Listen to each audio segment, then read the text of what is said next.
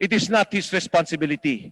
The command responsibility of this budget is with Speaker Lord Velasco and no one else, at least for the House of Representatives. Ang sundalo kasi natin, sundalo ng bayan, at utusan ng bayan, at runner ng bayan, at lahat na. Kagaya nangyari sa Mindanao, may earthquake, nandoon sila. Pag magbaha, nandoon sila. Pag may pumutok na volcano, sila yung nauna. Pag may flooding, sila yung nauna. At lahat na may landslide, sila yung nagkukot-kot doon sa lupa. At kung may gulo, nandoon sila. If there is their order, they establish order. If there is a lawless environment, they provide stability.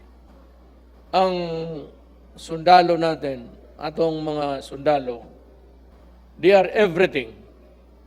And that is why you should love your soldier. Tayong mga Pilipino, tulungan natin. Thank you, Mr. Speaker. Thank you, the Honorable Majority Floor Leader. Mr. Speaker, my dear colleagues, I rise today on a very significant matter that affects our country, my standing as a member of this House, and more importantly, the languishing heroes within the ranks of our military and uniformed personnel. Ako po ay tumayo dahil hindi ko po masikmura ang sitwasyon ng ating mga retiradong mga sundalo, mga pulis, at iba pang sangay ng ating mga armadong sektor. Mr. Speaker, if I may be allowed to show a short video of the SONA speech of President Duterte. If I may request our technical to please post the video. The video of President Duterte delivering his SONA speech on the pension funds of our military and uniformed personnel is to give emphasis on the President's appreciation and concern to our nation's heroes. Sa video po na yan, hindi lang humai-post, ay nagsasalita ang Pangulo sa pagbibigay at ayusin ang kalagayan ng ating mga militar, ang ating mga pulis, at iba pang uniformadong manggagawa upang maayos ang kanilang pensyon at ang kanilang pera sa pagre-retiro. Malinaw na sa simula pa lang sa administrasyon ng Pangulo ay sinabi na niya na kanyang gagawing maayos ang kalagayan ng ating mga sundalo, mga pulis at mga uniformadong manggagawa. Hindi may tatatwa ang malasakit ng ating Pangulo upang masiguro na may kapayapaan at katahimikan sa ating bansa. Hindi lamang trabaho, kung hindi buhay ang nakataya sa ating mga pulis at sundalo upang magkaroon ng kaayusan, mapuksa ang krimen at umusad ang pag-unlad ng sambayanang Pilipino.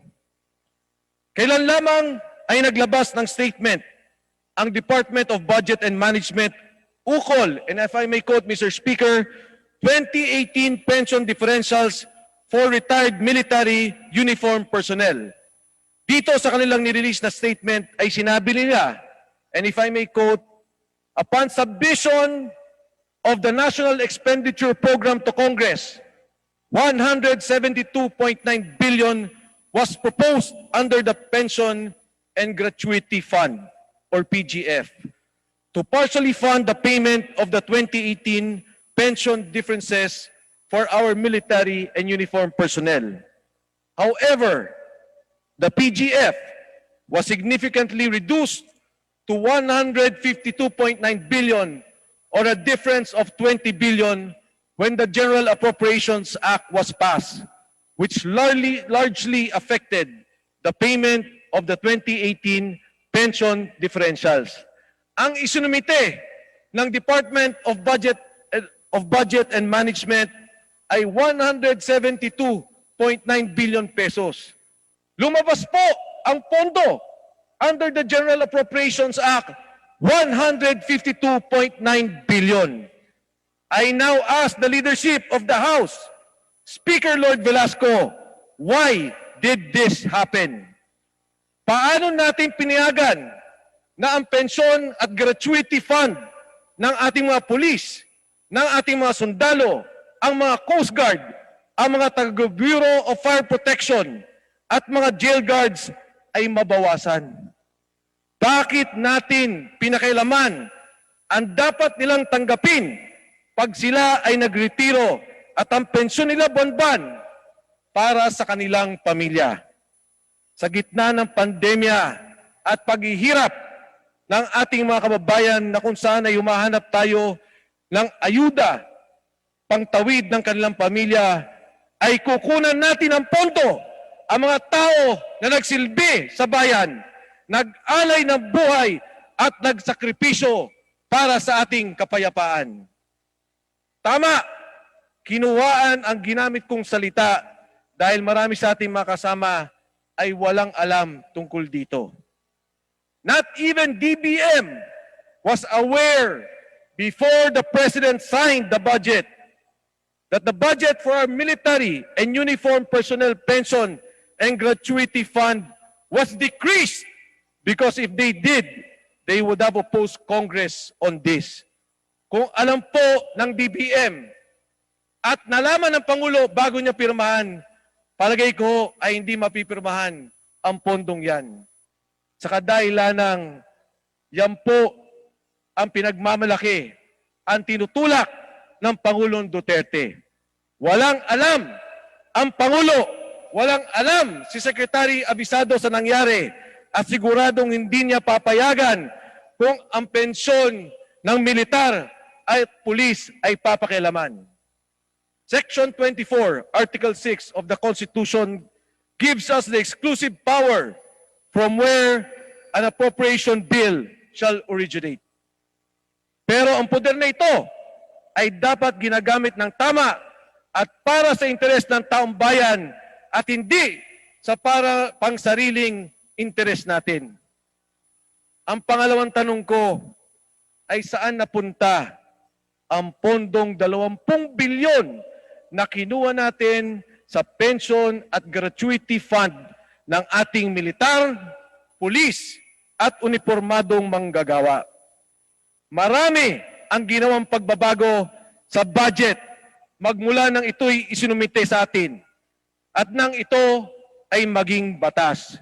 Pero ang pinakamalaking pagtaas ng pondo ay nilagak sa Department of Public Works and Highways na humigit kumulang 32 bilyong piso para sa mga proyektong infrastruktura. Noon pa man, ay wala akong problema kung ang bawat isa sa atin ay makipaglaban para sa mga pangunahing proyekto na kinakailangan ng ating distrito. In fact, Mr. Speaker, my records would bear me out. Every time Congress is attacked about the budget, I always defend our colleagues. Because as representatives, it is our duty to air the concerns and grievances of our respective districts and to lobby for the needed services in health, agriculture, education, and other infrastructure needs. But I will never support stealing from the pension and gratuity of our retired and retiring military personnel, police, and uniformed workers, and funnel it to our respective districts.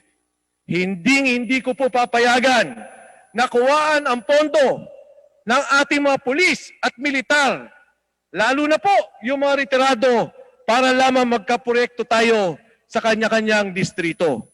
Sa budget na ito ay sapat na kung anuman ang nakukuha ng bawat isa sa kanya-kanyang distrito.